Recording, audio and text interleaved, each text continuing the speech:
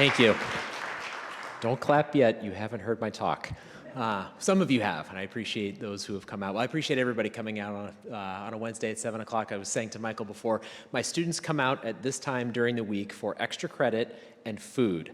I can't offer you extra credit, but we've got food out there, so I'm hoping between the food and the topic, you're inspired to be here tonight. So I appreciate you coming and making time to be with us. As Michael said, there is a lot of information that we're gonna go through tonight. Arguably too much information, but we've got one period of time together, and I want to make sure that folks have a foundation in all of the requisite pieces, the theology, the science, the action. And so we're going to break things up in, as Michael said, 4 different sections. I've been teaching long enough to know that attention spans are about 20 minutes, and then you lose people. So we're going to go about that length and then have a little bit of time for discussion, but we're going to keep things moving. So we're going to start with the theological foundations. This is the why. Why are we doing this? Then we'll talk about what is happening. What is happening, as Pope Francis writes in Laudato Si, to our common home. So we'll look at climate science. You cannot appreciate the urgency of net zero and action that's commensurate with the challenge unless you have a baseline understanding of the climate science. This is what sets this topic apart, arguably, from any other. Then we'll pivot into hope. So I'm going to bring you down. I'm going to bring you pretty far down, but that's not where we're going to stay. We're an Easter people of hope. So we're going to look at hope, but we're going to think about it theologically. And we're going to talk about ecclesial justice, justice within the church through its own internal policies that you all have committed to here at Cabrini and are starting to take root across the country. And then we'll take that into more concrete actions. And so we're going to do a lot, but hopefully you see kind of the arc and the systematic way that I'm going to try and accompany us through the material tonight. So to begin with the theological foundations, this is going to be a theme. Well, there are 2 themes right away. Number 1, you are going to get a lot of text tonight. That is on purpose because I want you to see the theological foundations in the tradition. This is not the gospel according to Dan. So I want you to see how deeply rooted this is in the church's own magisterial teaching. I also want you to come away with a sense of how deeply ancient this is. This is not new. This did not begin with Pope Francis. This did not start as a radical thing in 2015. So I want you to see how deeply rooted this is. So beginning in 1990, for example, St. John Paul II wrote that he wished to repeat that the ecological crisis is a moral issue. So notice 35 years ago, he's using crisis language already. Okay, so that puts us on notice. There are lots of reasons why we can talk about this as a moral issue. I'm going to suggest a few just to orient the conversation. The first is that God, whom we are called to love, is present in all of God's creation. God is not the watchmaker who wound things up and then walked away. We've got several Ignatian associates here tonight. In the Ignatian tradition, this is how we can speak about finding God in all things. God is the creator, but also the sustainer. Right? God is present in all of God's creation. So to love God, we have to love creation. We're going to talk about what love is. The second reason that this is a moral issue is because creation has its own intrinsic dignity. Irrespective of human utility, whether or not it's useful to us, all creation has its own intrinsic worth. And we can see this, for example, in the book of Genesis. At the end of each day of creation, God saw that it was good. Right? Before God ever created human persons and declared humans very good. All of creation is identified as good before humans ever hit the scene. Right? So there is intrinsic goodness and dignity in all of creation, but there is a human dimension to this, and so we're going to focus on this quite a bit tonight. Ecological degradation harms our neighbor whom we are called to love. And as we're going to see, the climate crisis in particular implicates Catholic social teaching on just about every principle. We can think about this in terms of human dignity and human life. We're going to look especially at the option for the poor and vulnerable and marginalized. So for all of these reasons, this is a moral issue, and as Jean Paul continued, Christians in particular realize that their responsibility within creation and their duty towards nature and the Creator are an essential part of their faith. This is not an optional add-on. This is an essential part of our faith, but we're going to define faith in a particular way here. So we've got the foundations to begin to frame this as the church does in moral terms. And as I said, this is nothing new. The church has also focused specifically on, as Francis wrote in the subtitle of his follow-up to Laudato Si', the climate crisis. Again, that crisis language from John Paul II. The church's particular focus on the climate issue is also nothing new. And this is what I especially want to emphasize in this part, because in my experience working 15 years with Catholic Climate Covenant, if the church's teaching on climate change is understood as new, it's radical, or it can be perceived and framed as radical. And if it's radical, it's unorthodox, or it could be. And if it's unorthodox, it's dismissible. I can ignore it, especially if I don't like it, especially if it conflicts with some other ideology or set of values that I have. So the church's focus on the climate crisis is nothing new. Again, in 1990, St. John Paul II, the greenhouse effect has now reached crisis proportions as a consequence of industrial growth, massive urban concentrations, and vastly increased energy needs. Pope Benedict XVI reiterated this across his 7-year papacy in 2010, for example, asking, can we remain indifferent before the problems associated with such realities as climate change? Here in the United States, the U.S. Conference of Catholic Bishops have repeatedly talked about this, for example, in 2001, publishing the pastoral letter, Global Climate Change, a plea for dialogue, prudence, and the common good. This word prudence is going to be especially important when we think about what is an adequate response, what is a science-based response. More recently, the U.S. bishops have identified decarbonization of the economy as the preeminent environmental challenge. These are just some of the excerpts of church teaching on the climate issue in particular, but I want you to get a sense of how deeply rooted this is in magisterial teaching. More recently, Leo has picked up on papal precedent and again reiterated not only creation care, but the climate crisis. Writing for the 2025 message for the World Day of Prayer for the Care of Creation, he says that in a world where the most vulnerable of our brothers and sisters are the first to suffer the devastating effects of climate change, deforestation, and pollution, care for creation becomes an expression of our faith and humanity. Right? And he's called us to follow these words with deeds, with action. Okay? So we're going to look at action tonight. And in order to understand action, especially in terms of the church's teaching, we've got to think about what faithful action entails. I'm going to suggest as a top line that faithful climate action is science-based and comprehensive. Science-based and comprehensive. And I got to this top line by way of definitions. If you took one of my classes, you would know that one of my favorite things to do is to define your terms, because how you define terms matter. The Catholic definition of faith in the Catechism is an adequate response to God's love. Okay? An adequate response is determined by the virtue of prudence. Prudence in the Catholic tradition is right reason applied to action, from Thomas Aquinas. We act in light of the best available information, and an adequate response is commensurate with what science tells us, right, in terms of both targets but also scale. This is why, as I said, the U.S. bishops used prudence in their 2001 document, a plea for dialogue, prudence, and the common good. An adequate response is also commensurate with the scale of the challenge, and here we're going to talk more this evening about charitable works and social justice. Charitable works, direct interpersonal action, right? So think about serving a meal to a person experiencing homelessness. It's direct. In terms of ecology, this is turning off the lights, take a shorter shower. As we're going to see, that is not commensurate with climate science. Social justice in the Catholic tradition looks at systems, structures, and policies. Right? And so in terms of ecology, these are science-based decarbonization policies, both civil and ecclesial, policies in civil society, but policies within our own church, at parishes, but also dioceses. We'll talk more about that. This is something that Pope Francis has embodied, or did embody. Some of you may know he committed the Vatican to be net zero carbon by 2040. So Francis is leading by example. He has set an ecclesial, science-based policy as an adequate response, as a faithful response to what we're going to see tonight. He's leading by example, and yet he's lamenting the inaction.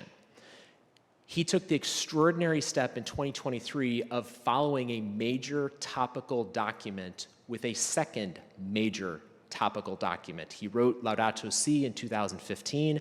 8 years later, he wrote the apostolic exhortation Laudate Deum on the climate crisis. In it, in the second paragraph, he describes why he took this extraordinary step of writing a second major document. He says, 8 years have passed since I published the encyclical letter Laudato Si, yet with the passage of time, I have realized that our responses have not been adequate. The first time I read that, I thought it was an indictment of civil society in general, right? We haven't had policies that are commensurate with the issue. But as I taught my classes and I went through faith with students, I all of a sudden realized, playing words with friends, if faith is an adequate response, Francis used the terms responses have not been adequate. On my reading, this is a pretty thinly veiled indictment of infidelity. The church has not been faithful, has not responded adequately. As we're going to talk about tonight, the responses have been neither science-based nor comprehensive. So there's a lot at stake here in terms of the theology and beginning to get a sense of why the urgency, why the consistent teaching, why this topic has risen and continues to be on the forefront of papal concern and magisterial concern. So you just got a lot. You just got about a month of my sophomore intro class. So you've gotten some credit. If you want to call the registrar on Monday or tomorrow and ask for some college credit, you can do that. But what I'm going to ask you to do now, we're not quite 15 minutes in, but the next section is going to be a little bit longer. But I'm going to ask you to sit for a minute with what you've just been presented. And I'm going to ask you, what will you most remember from the material thus far? If we stopped, packed up, and all went home, what would you most remember? Take a moment, think about that to yourself. What would you most remember?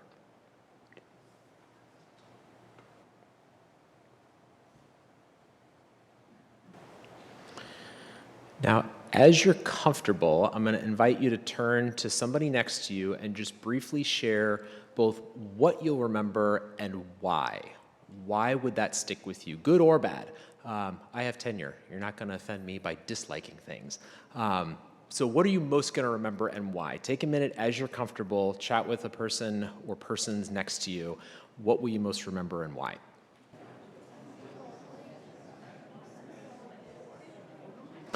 All right. So I'm going to call us back now so that we can move into the second part of this evening, which is looking at what is happening to our common home. I should have said at the beginning, this is my home parish in Omaha, Sacred Heart Parish with solar panels on top. So a few folks have asked that earlier this evening.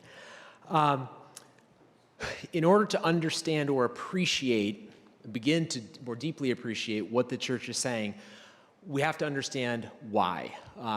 Why the urgency? Why is this such a priority?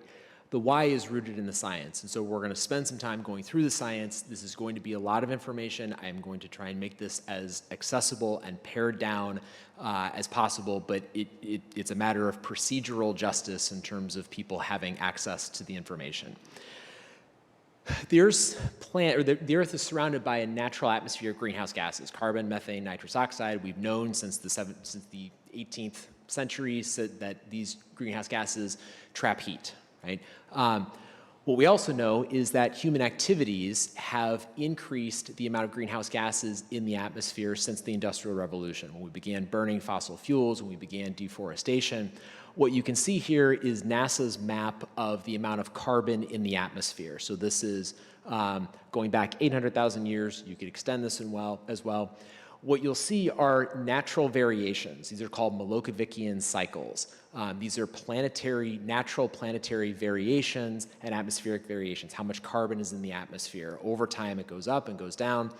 What you'll also notice, though, is that over nearly the last million years, the amount of carbon in the atmosphere has never gone above 300 parts per million until now. Today, we're at more than 420 parts per million. Stands to reason that as we have thickened that atmosphere of greenhouse gases, things would warm up underneath, just like if you're laying in bed and you keep piling blankets on. We have seen since the Industrial Revolution planetary warming of 1.23 degrees Celsius or 2.3 degrees Fahrenheit. So the planet has warmed as we have increased the amount of greenhouse gases in the atmosphere. This is us. This warming is because of human activities. Just to kind of summarize, the consensus, as NASA describes, 97% or more of actively publishing climate scientists agree climate warming trends over the past century are extremely likely due to human activities, extremely likely scientific jargon for basically beyond any reasonable doubt. That 3% of contrarian scientists, many of them have connections to fossil fuel industries, industries that have a vested interest in maintaining a carbon-based economy. So I can give you a library of citations documenting that. But as I say to my students, if 97 doctors gave you one diagnosis and 3 gave you another, which group of physicians would you follow in terms of prudence, right? Reason applied to action. Follow the information. So this is the basic dynamic of the greenhouse effect. As the planet has warmed, it might not sound like a lot, but it's had significant geophysical impacts on the planet. So geophysical meaning planetary. So this is just a snapshot from NASA's website to give you a sense. 2.3 degrees Fahrenheit is correlated with all of these and many other geophysical effects. So shrinking ice sheets, glacial retreat, snow cover decrease, all of that melt has to go somewhere. That somewhere is oceans, and so we have rising sea levels. There are more extreme weather events. Warmer air traps more moisture. It's more volatile, so you have more frequent and severe hurricanes, for example. Oceans actually absorb carbon, and so the process is acidification. So coral bleaching is a result of more carbon in the atmosphere. And the oceans are actually heat sinks. The planet would otherwise be even warmer if the oceans weren't absorbing some of that heat. So these are just some of the geophysical effects. We can think about this or maybe frame it in terms of the theology that creation has intrinsic dignity, right? That this is a problem from a Christian perspective insofar as it's an affront to the dignity of creation. My concern, at least what got me into this work, was the human effects because of all of these geophysical impacts.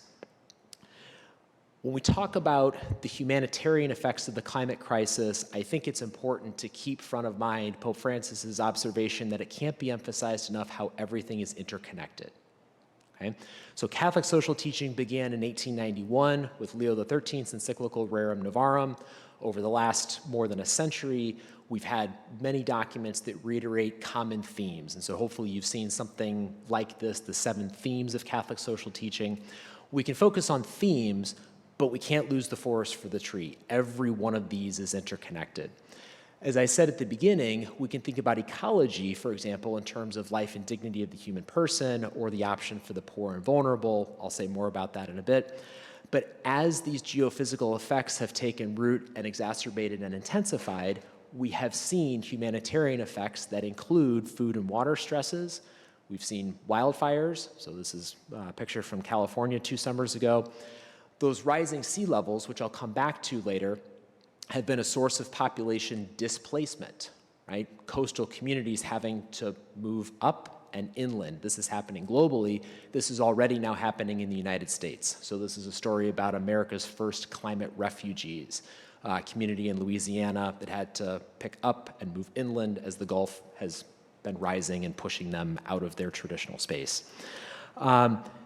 This is something that is ecological, but it's financial. Everything is connected. You may have seen a few summers ago, some of the largest insurers in the country have decided to no longer issue new homeowner insurance policies in California and the Carolinas. The financial risk is just too great, given all the geophysical effects. So this is all connected. A few years ago in 2021, coming out of the pandemic, 230 medical journals described the climate crisis as the biggest threat to public health in the 21st century. So if you know some of the journals, this was New England Journal of Medicine. These were the platinum standard healthcare and medical science journals, talking about the health impacts of essentially runaway climate change. We'll talk more about that. So it's a health issue. U.S. Department of Defense has talked about climate change as a threat multiplier and as a national security threat. As I say to my students, DoD is not known for hyperbole. DoD is known for analyzing and acting on the best information. They've described that to secure the nation, we must tackle the existential threat of climate change. Existential meaning a threat to existence. So DoD is using existential language. I think that's significant in its own right. And this is a life issue. Our own U.S. Conference of Catholic Bishops have described that amidst all of this and much more, we're called to protect life, to preserve that which sustains life. We're called to care for our common home. So this implicates all of those commitments of Catholic social teaching. For that reason, in Laudato Si, Pope Francis brings all of this together and describes that peace, justice, and the preservation of creation are three absolutely interconnected themes which cannot be separated and treated individually, right? To the degree that we're committed to justice and peace, creation care becomes essential, as John Paul II reminded us 35 years ago. So we can think about this in lots of different ways. What got me into this issue is this next slide. Sitting as an undergraduate, being presented with the responsibility and beginning to understand that in moral terms. We know, generally speaking, that ecological, environmental degradation disproportionately harms the economically poor. These are the people who have the fewest resources to respond. They typically have the least amount of political voice to try and advocate for policy change. If we skew the global map according to poverty, this is how the world looks. So this is populations living on less than $1.25 a day. So the wealthiest places contracted, the poorest places expanded, right? For our purposes, climate vulnerability contracted, climate vulnerability expanded. If we ask historically who is most responsible for causing the climate crisis, the map is almost flipped. The US has 4% of the world's population. We are responsible historically for more than 20% of historic carbon pollution. This is a problem that, relatively speaking, we have caused. This becomes a justice issue. Francis identified this and bluntly named it in Laudate Deum. Emissions per individual in the US are about 2 times greater than those of individuals living in China and about 7 times greater than the average of the poorest countries. So this is a justice issue. When I was in college, I was discerning a vocation with the Jesuits. I was thinking about the society's commitment to the faith that does justice, and I was presented with this information, and for me, I didn't know how to square the circle. And it was because this is a justice issue I had never heard of, and yet it's one that the church, once again, has consistently talked about. So in 2006, for example, the German bishops described this great inequality between polluters and victims makes anthropogenic or human-caused climate change into a fundamental problem of global justice, right? Those who are most responsible are least impacted. Those who are most impacted are least responsible, right? This also raises questions about what happens moving forward. And Francis also described this in Laudate Deum. We must continue to be aware that regarding climate change, there are differentiated responsibilities to take action based on historic responsibility and present capacity. I eventually felt called to marriage and family. My spouse and I have 3 very high energy young boys. And as I say to them, you make a mess, you clean it up, or you take the lead on cleaning it up, especially if you're the older one and you have more capacity than the younger ones, right? You break it, you fix it. So this is a justice issue.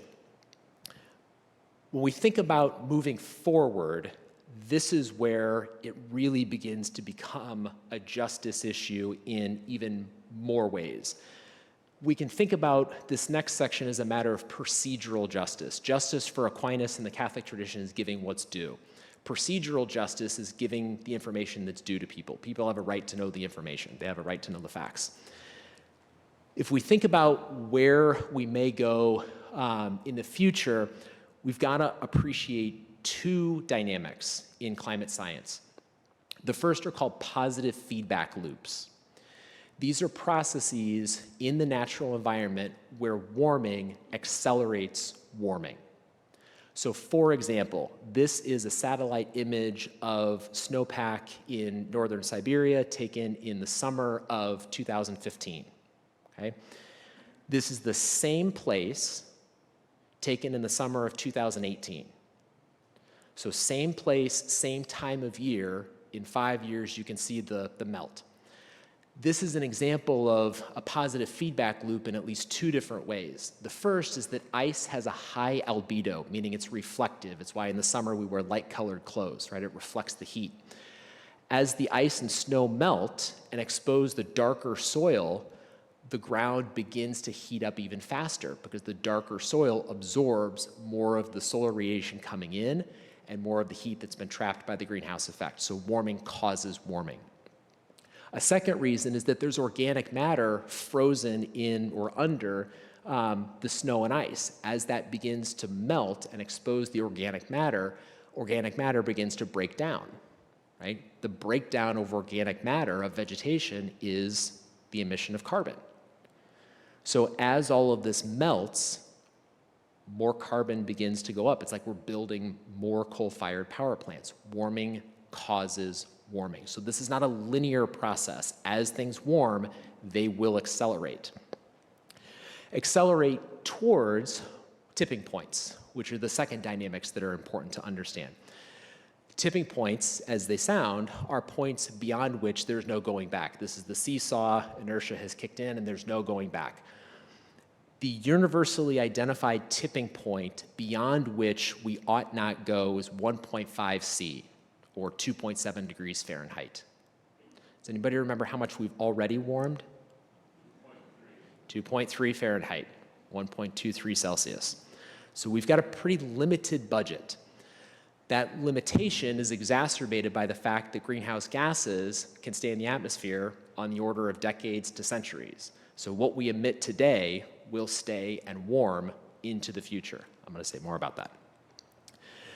Based on all of these dynamics, what the IPCC, so the Intergovernmental Panel on Climate Change, this is the United Nations Nobel Prize winning body of climate scientists, has identified 6 different pathway scenarios, 6 different scenarios that get us to the end of this century based on energy choices that we make now.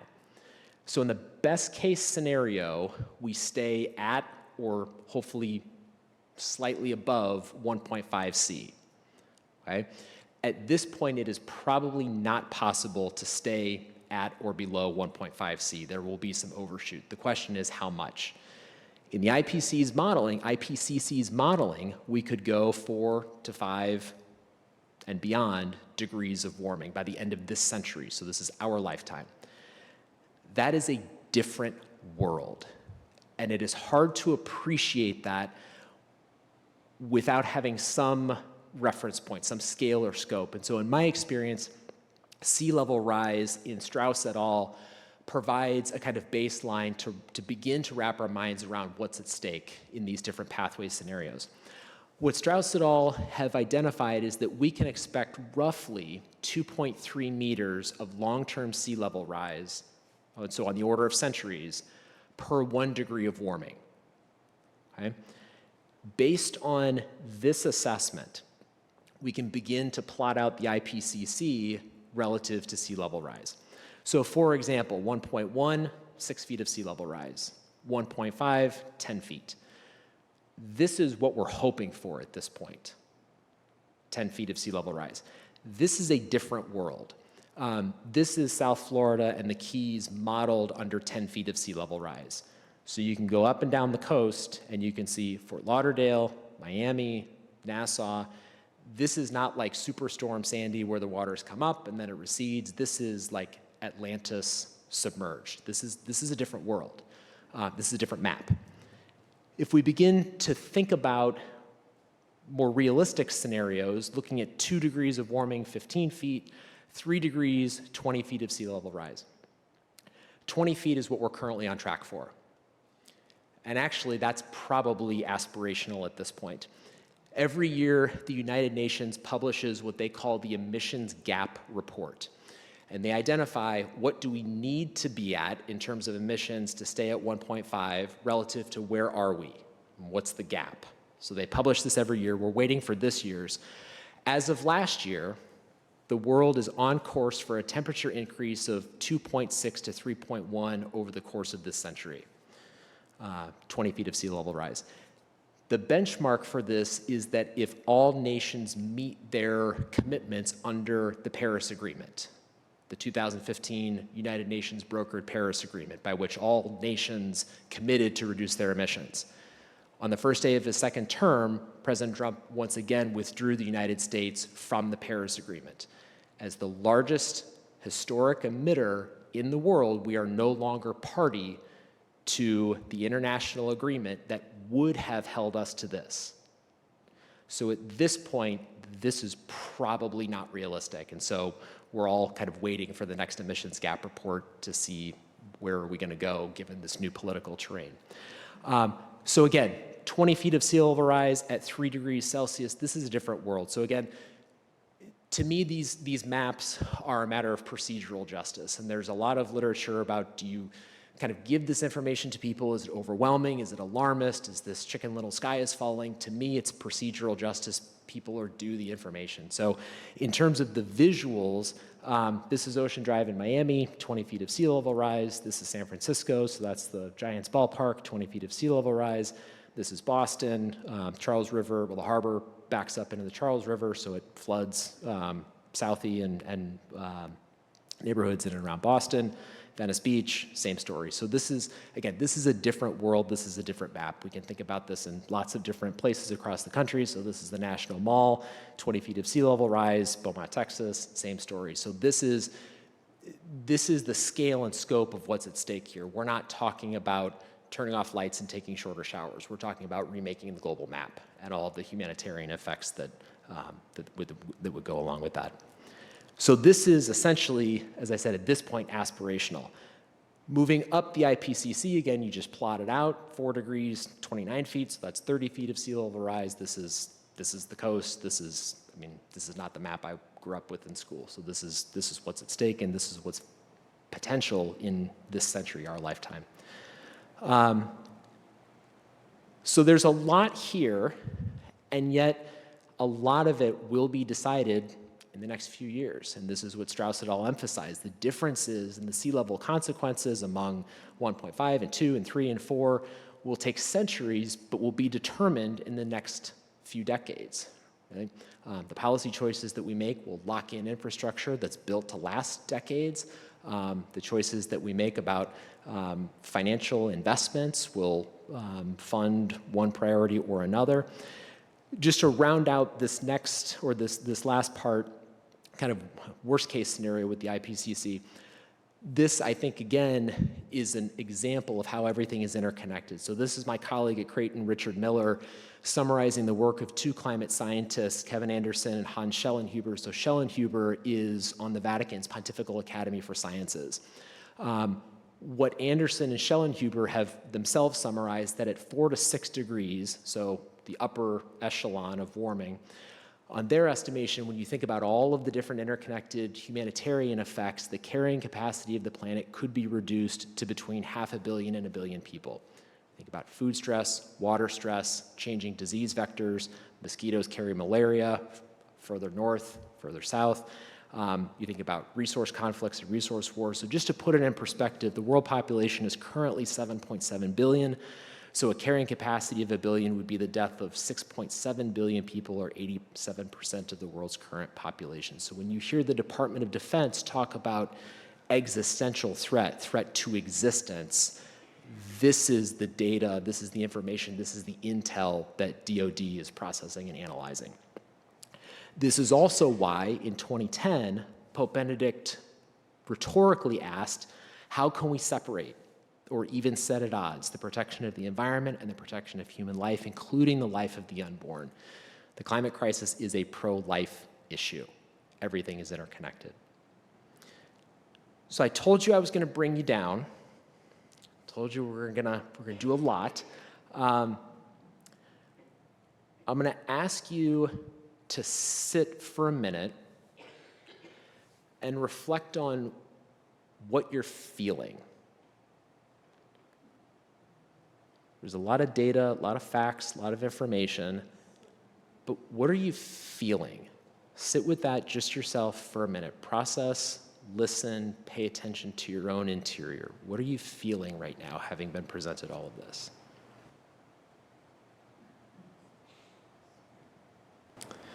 So now, again, as you're comfortable, I'm going to invite you to chat with one or two people next to you and just briefly share, what are you sitting with, what are you feeling, and why, as you're comfortable. Take a minute and chat about that.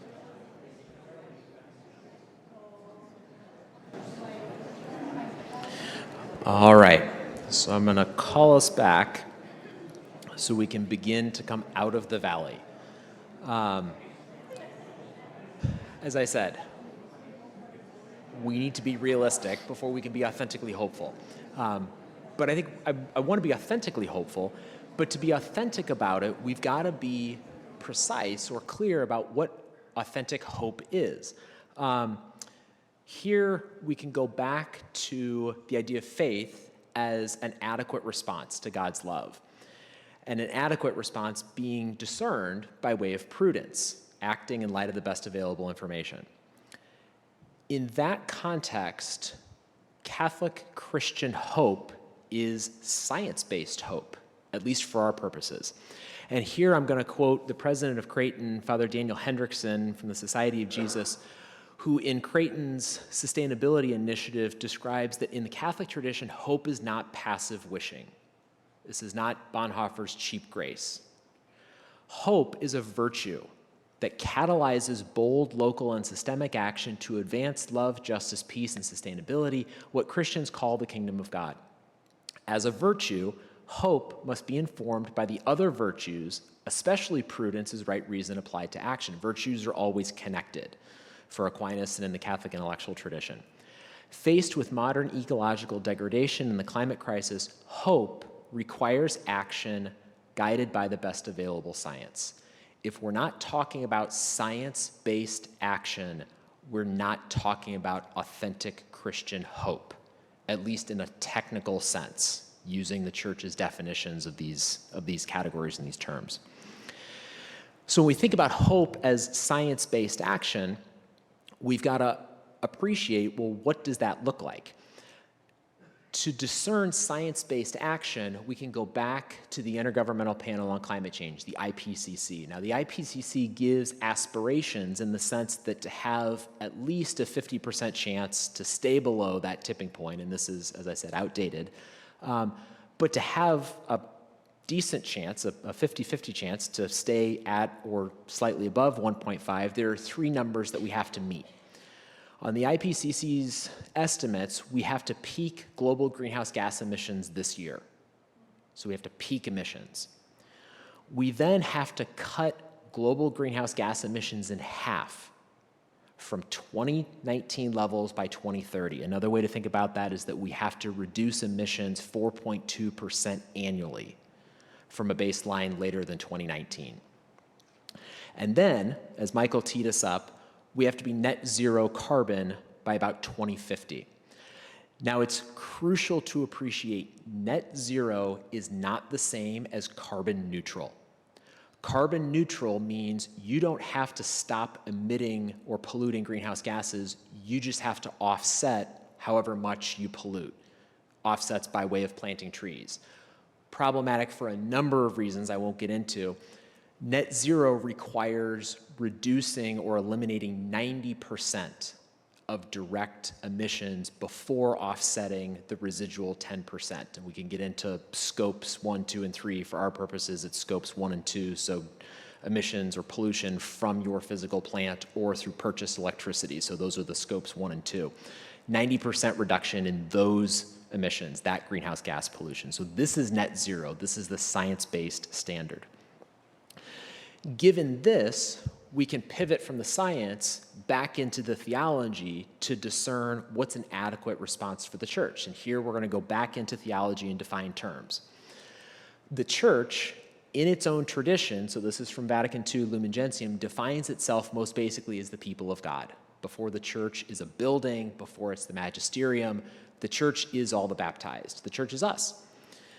The church's law is the new commandment to love. And as I said before, we're going to define love. So I love lots of things. I played Division I college hockey. I played juniors in Fargo. I love hockey.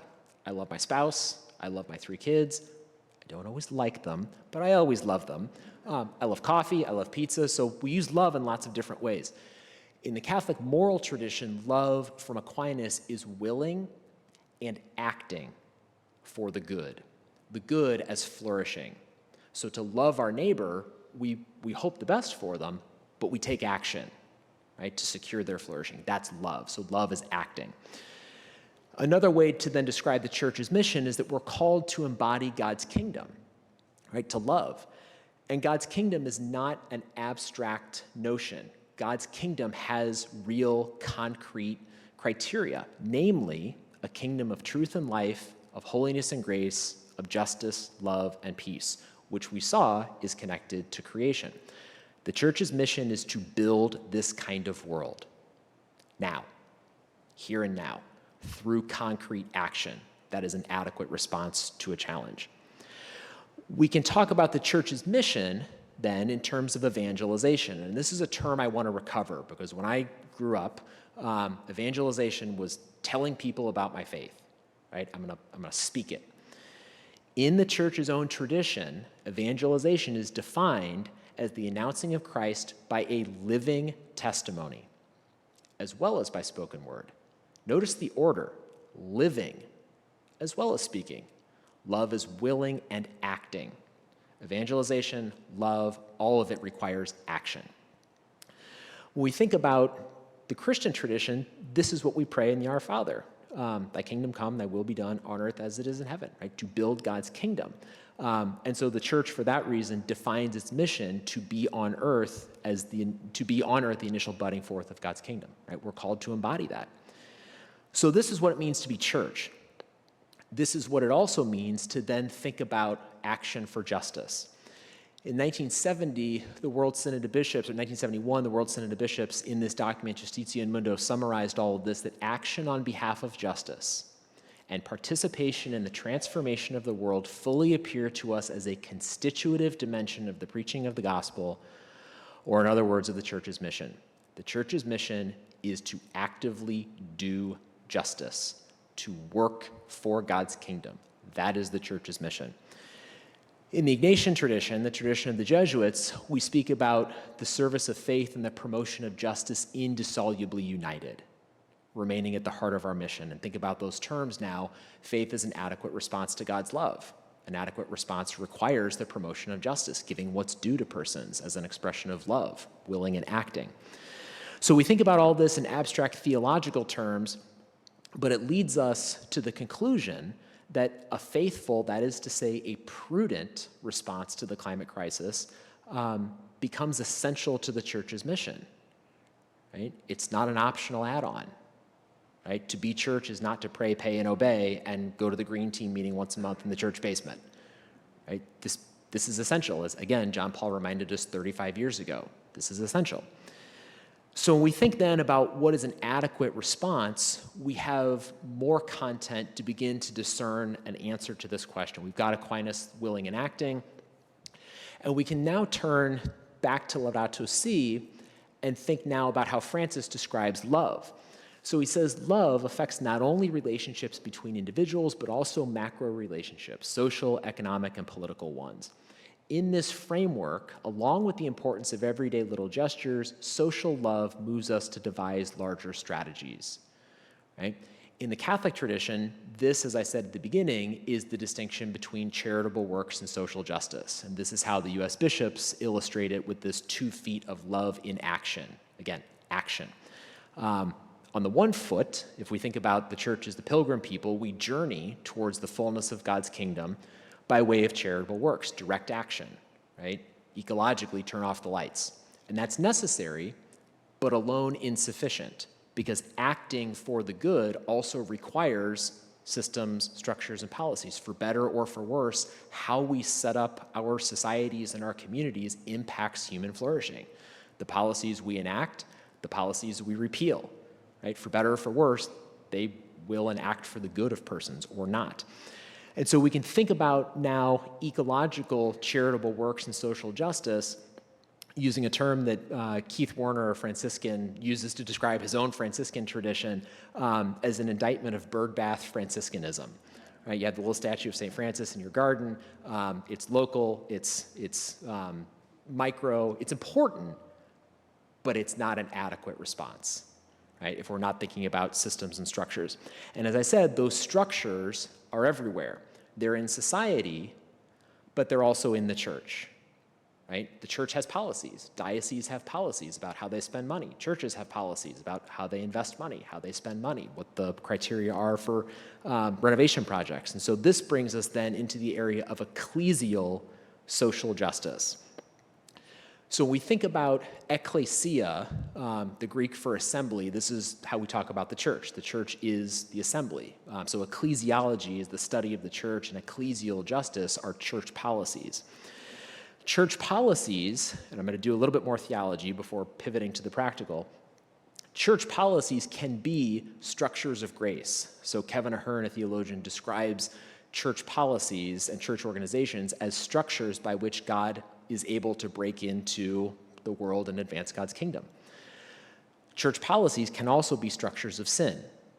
And in the Catholic tradition, this again brings in specific definitions. Sin is a failure to love, to will and to act for the good. It's a failure to love, right? That's the definition of sin. And the Catechism describes that sin, a failure to love, can occur interpersonally, but it can also occur through structures of sin, social situations and institutions that lack social love or social justice, right? When we think about sin, it's local and it's structural, and it can happen by way of two different types of local and systemic. Sins of commission are actions that proactively promote and enact, for example, unloving policies. So segregationist policies, right? Sins of commission, proactively discriminating. Sins of omission are failures to do what could and should be done. Right? Sin of omission is a failure to pursue loving policies. This in Laudato Si, I think, is what Francis is getting at when he talks about sins of indifference, right? Failing to do what could or should be done, or as the Jesuit Jim Keenan describes, a failure to bother to love, right?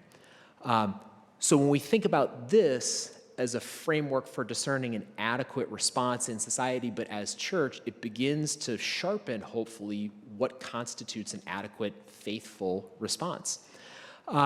Having these internal church policies is a matter of fidelity, but it's also a matter of credibility, right? We have no credibility if we're not living our own teaching, and this is also something that the World Synod of Bishops described in 1971. For unless the Christian message of love and justice shows itself and its effectiveness through action in the cause of justice in the world, it will only with great difficulty gain credibility with the people of our times. And this action can take lots of forms, but notice what the bishops went on to describe. The church is obliged to live and administer its own goods in such a way that the gospel is proclaimed to the poor. If instead the church appears to be among the rich and powerful of this world, its credibility is diminished.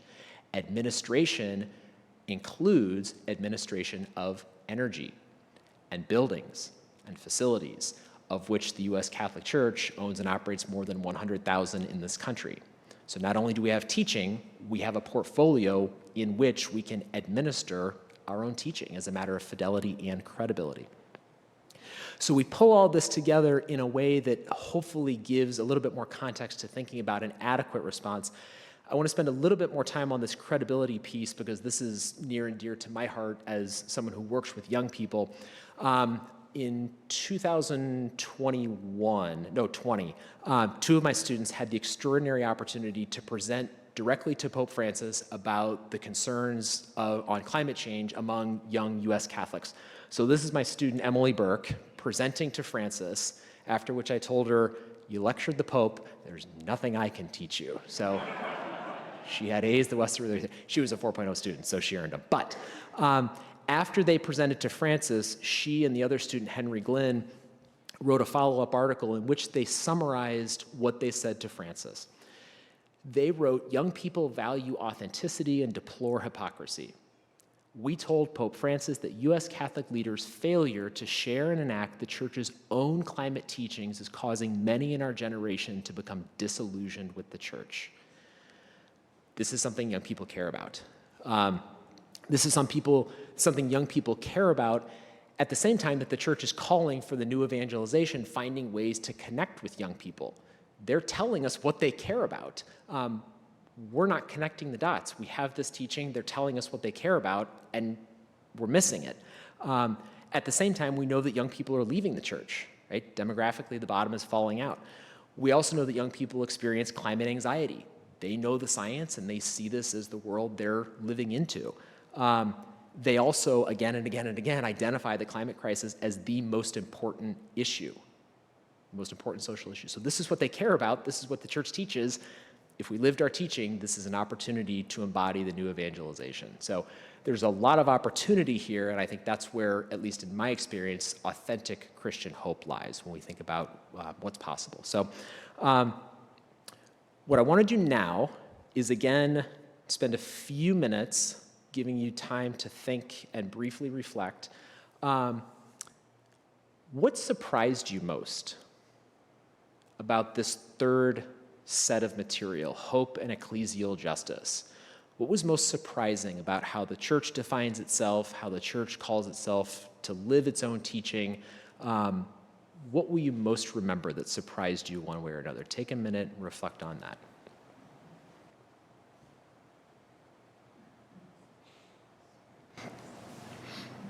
Some folks are already starting to chat, so as you're comfortable, I invite you just for a brief moment to chat with one or two people. What surprised you most about this third section, hope and ecclesial justice? All right, so I'm going to call us back for our last section, concrete actions. What can I do? Inevitably the question that surfaces. There's a lot that we can do. I want to follow up on this idea of faithful and hopeful climate action that's science-based and comprehensive. In my experience, this is an expression of ecclesial social justice. Whatever is happening in society with federal policy and the Inflation Reduction Act, whatever is happening at the state level with funding for regional or city initiatives, the Church can control its own internal policies, right? This is something over which we have direct control. This is something for which the Church globally has equipped us. So the Dicastery for Promoting Integral Human Development has developed the Laudato Si Action Platform. How many folks are aware of the Laudato Si Action Platform? Okay, so about a third. So this is a resource that was developed to help Catholic communities live Laudato Si. So the platform is intended for 7 different, what the Vatican is calling sectors of the Church, of which one is parishes and dioceses. So parishes and dioceses are encouraged to make a commitment to develop an action plan, and that action plan is intended to work towards 7 different goals that are inspired by Laudato Si. The first goal, response to the cry of the earth, recommends decarbonization. Okay? So to connect the dots, dioceses and parishes are encouraged to pursue decarbonization, right, in this Vatican initiative. This also encourages ecological economics, which is a whole other topic we can spend more time on in Q&A or after, but essentially this is recognizing that, as Michael said, this is going to cost something, but valuing social and environmental costs alongside financial costs is the measure of Catholic project assessment. This is not just about quarterly return on investment or how many years is this going to take to recoup our money on a project. This is about what are the costs to people and planet of not acting. So this is ecological economics. And when we think about what this requires, this is what Cabrini and the other parishes have done with support through the foundation, is essentially live Catholic social action. So if you're familiar with Catholic social teaching, see, judge, act in order to address a problem. For our purposes, seeing is a baseline carbon assessment, right? You can't manage what you don't measure. You have to know where you're at today to then begin to judge what are the different projects that we can pursue and in what order. maybe we do a lighting retrofit because it'll pay back in 5 years, and then it'll save us money, and we'll invest that in a boiler electrification or something. So what's available to us, and then action is committing to science-based targets, which again is not charitable works in the sense of it's not doing one-off projects, wonderful as they are. Social justice in a systemic sense is a comprehensive, data-driven master plan. Right? That's what an adequate response entails. Of 178 dioceses in the US, one diocese has committed to science-based action. The Diocese of Lexington, Kentucky, under the leadership of Bishop John Stowe, has committed all diocesan buildings, all 59 parishes, and all parochial schools to reach net zero by 2030.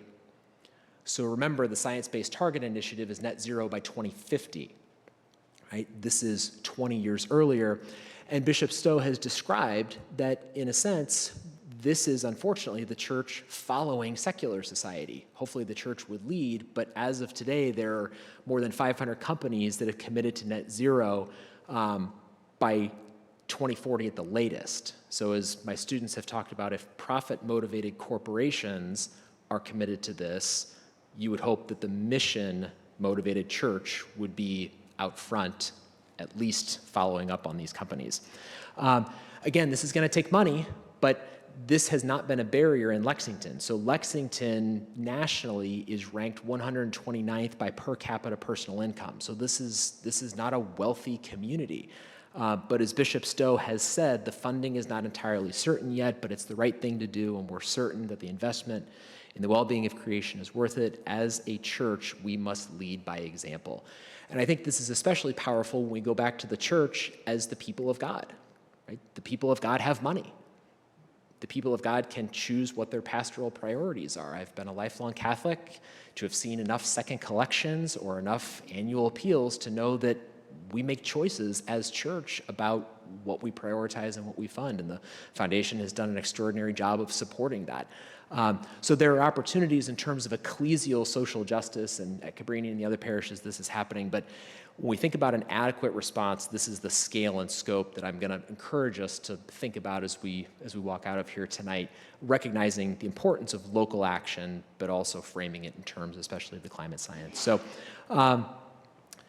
having gone through all 4 sections now, I'm going to ask you to sit for another minute and reflect on the question again, what are you most going to remember tonight? What are you going to take away?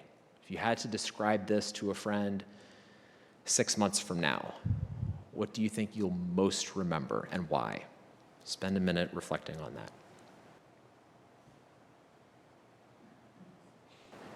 Okay, so as you're comfortable now, I'll invite you one last time to chat with 1 or 2 people next to you. What will you most remember about tonight? And as you do that, I'll also encourage you, it sounds like, Michael, to write questions you have or formulate questions or responses, observations, things you'd like to talk about as a larger group. We'll spend the last few minutes in conversation together. So take a minute, chat with somebody next to you, and then we'll prepare to bring back a larger group discussion.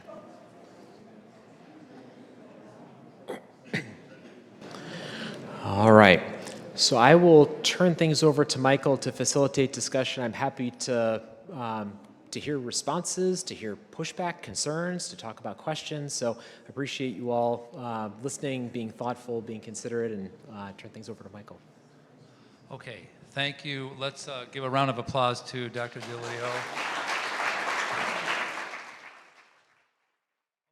And with no further ado, we'll jump into the questions. So the leadoff question, Dan, is the current U.S. administration is working against our common good, i.e. they're kind of pointing toward more carbonization or no decarbonization. Are there other nations who are following our current administration's lead, or are we outliers? Is most of the world still going forward with decarbonization? All of the above. That's what we're essentially waiting for with the next emissions gap report. Certainly, nations have already responded with the rhetoric of, if you're not doing it, why should we? And that was to be expected. That was when the president, in his first term, withdrew the U.S. from the Paris Agreement in 2016. That was almost immediate from several nations. So we've already seen that some nations are increasing their commitments in a sense to compensate for the U.S., but this is something that is having international repercussions, and what the quantified result will be is TBD, but short answer is yes, it's having a big impact. Okay, so I guess I'll go right to someone kind of wanted to ask you personally, given the enormity of this problem, are you personally hopeful, and why? I got a haircut about a month ago, and my son asked me why I had so much gray hair. Thank you, son. Yes and no. I think I'm not hopeful that we will stay at or below 1.5C. I think that's scientifically impossible at this point. I mean, I think so. I'm not hopeful that realistically we'll be on the lower end of the emissions. I'm hopeful though that we can limit the amount of warming by the end of the century, because every degree matters. I mean, as you saw in the maps, 4 is better than 5, is better than 3, 3 is better than 4. So I'm hopeful insofar as we still have opportunities. And I think as I've done this work more and more, I'm especially hopeful because of the potential in the church, because we are not reliant on elected officials and election cycles. Canon law equips bishops to set diocesan policies. Canon law empowers priests to set pastoral priorities and diocesan or parish net zero targets. So I'm encouraged and hopeful in the sense that we can still limit warming by a fair amount, and we can do that significantly as church if we just live our teaching. So yes and no for me personally. That sounded like the Catholic social teaching on subsidiarity. That's the lowest possible, highest necessary. Okay, yeah. Thank you. Excellent. Yeah. All right. I'm going to do one more written one, and if one of those experts out there has a question they want to just speak into the mic, we'll take that. Okay, Popes Benedict, John Paul II, and Francis have all called for the need to change the economic structure that prevails. How can we address capitalism and its essential components of consumption and materialism? Yeah, it's a $1 million question, no pun intended. I think I'll say, again, personally, charity starts at home. And I think to the degree that the church has an opportunity to get its own house in order by living its own social teaching, I think we can be an example, and we can also have a significant impact in secular society. And this is something I've increasingly recognized, that, as I said earlier, the U.S. Catholic Church owns and operates more than 100,000 buildings. If a diocese committed all of its buildings to science-based targets, irrespective of what legislatures did, utilities would have to meet the customer demand. So in a sense, the church has an opportunity to kind of sidestep and circumvent political gridlock by way of living our own teaching. So to the degree that economic structures exacerbate what's happening, we have an opportunity to be countercultural as church and say, yes, this is going to cost us more, but it's the right thing to do. And so we're willing to fundraise, and we're willing to maybe not do some things. We're willing to not take on this new renovation project because we're going to retrofit our existing structure. So I think we have an opportunity again to witness by example. Okay, thank you. Got a couple questions about the bishops, but first let's go to this question about prudence.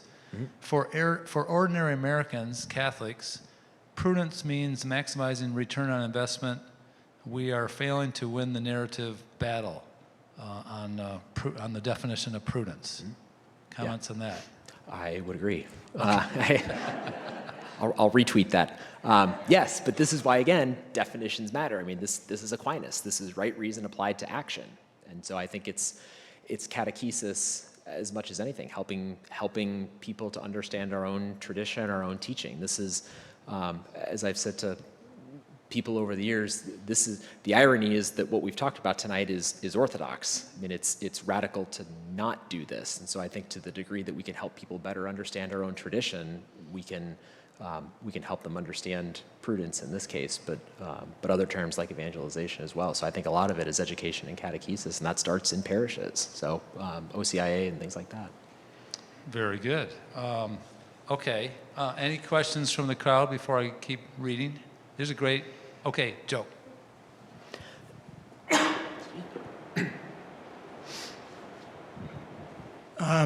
Talking about the church and the leadership of the church, what do you know about what's going on in seminaries across the country, and how is that influencing what's going to happen in the church in the future? There's a lot that's happening in seminaries. Folks read NCR today in Detroit. Why Archbishop dismissed three seminary faculty who had been vehemently resistant to Francis. So things are happening in seminaries. This is beyond our conversation tonight, but what's happening in seminaries in a lot of ways is the legacy of John Paul and Benedict, insofar as there was a more than 30-year continuity of theology in a way that shaped seminarians who became priests, who became bishops, who then set curriculum for seminaries. So with Francis recovering as he did, and I say recovering, he didn't radically depart from the tradition, but recovering the ethic of Vatican II and before, there's been a change in some seminaries, but that also takes time. So there has been some shift, but it's slow, like everything in the church. So, yeah. Okay, we'll jump in with a question here, then we'll go to Bill Mosley. So this is kind of, I guess this is a statement, you can make comments about it. Sure. The church looks at salvation, i.e. eternal life in heaven, versus existential love for this earth that we're on. It doesn't matter if we ignore the earth, just get to heaven. Comments on this? Yeah, to me theologically, I would describe that as impoverished in the sense that it's in tension, if not opposition, with Matthew 25, which sets the explicit criteria for salvation as love here and now. What you did to the least of these, you did to me, and it's the separation of the sheep and the goats, and salvation and damnation. So the church's teaching from Christ forward has emphasized that eternity is an extension of one's orientation and disposition here, and as we saw tonight, love of neighbor extends to love of non-human creation. So to me, it's an artificial, what I would say is a bifurcation that undermines the fullness of faith. Faith is the adequate response to God's love, and the adequate response is loving self, neighbor, and creation. So that's how I would respond. I'm glad you brought that up. So when my wife and I motor out to Alberta, to Banff and British Columbia, or to Lake Louise in September, I'm hoping to see both Rocky Mountain sheep and bighorn, or Rocky Mountain goats and bighorn sheep. I never understood that sheep versus goats thing. So thank you for a great talk. I'm wondering, with all the recent changes the current administration has made to climate policy, has the U.S. Conference of Catholic Bishops publicly spoken out and criticized those changes and framed them, to use your language, as sinful or immoral? So the short answer is yes. So the president of the USCCB, Archbishop Broglio, has spoken on behalf of the conference, criticizing multiple aspects of the Big Beautiful Bill. So, and part of that criticism was of the repeal of renewable energy credits that were available to nonprofits through the Inflation Reduction Act of 2022. So the U.S. bishops have been critical of that. The question is, has it been an adequate response? Has it been commensurate with the scale and scope of the challenge? That's a prudential judgment. You can guess what my judgment is in light of the science. So the short answer is, it has not been complete ecclesial sin of omission. It has not been radio silence, but has it been adequate and commensurate? I would say not. And that's a good segue to what I think is a Mike Goody question. What can we do to influence policy at the federal level in the face of an administration that denies climate change? That's a good question. Most immediately, honestly, candidly and bluntly, focus on church policy. I just think that's my own personal opinion. That's the game in town, because that's the game over which Catholics have control. I mean, that's what we can change day to day over the course of the next 3.5 years. I think part of a more robust response involves catechesis in terms of helping people understand Catholic social teaching, forming consciences for faithful citizenship, helping people understand no issue has a monopoly on a value. We're called to consider multiple issues and understand how different issues are connected to different values, so that when people vote in midterms and in presidential elections, they're more robustly equipped to recognize creation care as a priority in the climate crisis, especially. So, but in the short term, immediate nuts and bolts, I would say focus on church policy, because that's what we can most directly change. Okay, thank you. Another kind of subsidiarity and, okay, so, I like that slide where you talked about the Catholic social teaching on the dignity of life and, the stewardship of creation. Mm-hmm. So this question, it's more of this is a statement, and you can reflect on it. Sure. Given the rise of eugenics and authoritarianism, how are we as Catholics to use this information to prevent the culling of the human population as powerful elites wish to reshape the planet? I'm not sure I understand the question, at least in terms of eugenics. It may be, I don't know if the person who wrote this wants to clarify. Go ahead. I'll give you the mic.